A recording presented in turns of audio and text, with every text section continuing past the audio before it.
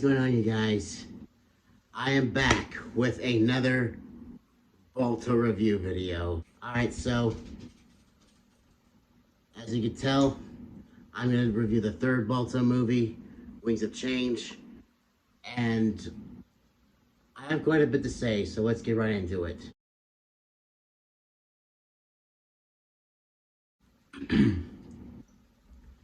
Okay, so if you remember in the last video, I mentioned that there was a pup that was playing with a Lou at one point when Balto and Jenna were talking. It was sort of foreshadowing. Well, that pup was, of course, Cody, Balto and Jenna's son. Now, with Cody, he's obviously, he says he's trying out for a lead dog for his team that delivers the mail. And because the dogs keep showing up late, at least once a week, thinking about like hiring this new pilot named Duke to like drop off mail, pick up mail, then bring the mail back to Nome and all that, because the plane's faster. And so Cody starts to like really get nervous, like, oh, are we gonna lose our jobs? What's gonna happen? Because it's part of his character, which I'll get into later. A race between the pilot and the dogs, and obviously the dogs win because the plane gets lost. The sort of side plot of the movie is Boris gets a girlfriend named Stella, who, oh, believe me, I'm gonna get into her later. But turns out Boris is afraid of heights, which is why you never really see him fly. And so, because she's a major, like, flyer, you know, he comes up with a massive bullshit lie saying, like, oh, I hurt my wing during a fight when I was younger. Of course, when he's bragging to Balto about how she fell for it right before the race, she kind of, like, calls him out on it because she hears him. And then he somehow ends up on the plane.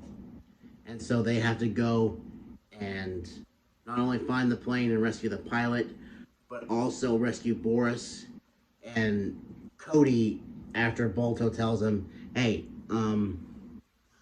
you do know that even though we won the race against the plane this time, eventually the plane is going to get the better of you and the humans will have no choice but to replace you guys. And Cody doesn't like it and refuses to go help Balto until Jenna calls him out on it.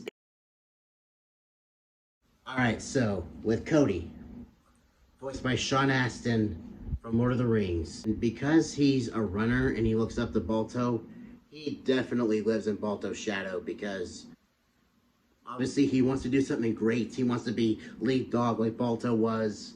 And obviously hearing his hero say that eventually he will be replaced, obviously you can tell that it just crushes him. It doesn't really sit well with Cody, which I understand. But he still shouldn't have been a dick and said, like, you know what? That pilot hasn't shown up yet. We don't know if he's out there still. But you know what? Me having my job is more important. And Jenna, thank God, Jenna actually does something in this movie. Whereas in the second one, she still played a role, but it was a very small role in comparison to the first one. But in this one, she calls out her own son, saying, you really think your job is worth more than a human life? Convinces his team to go out and help Balto bring Duke home. Because he does that, not only does his teammates and him get praised for being heroes, but he pretty much lives up to his father's legacy. So in a way, he became great like his father. Another character is Boris's girlfriend, Stella. I'm just gonna say it. What the hell, Universal?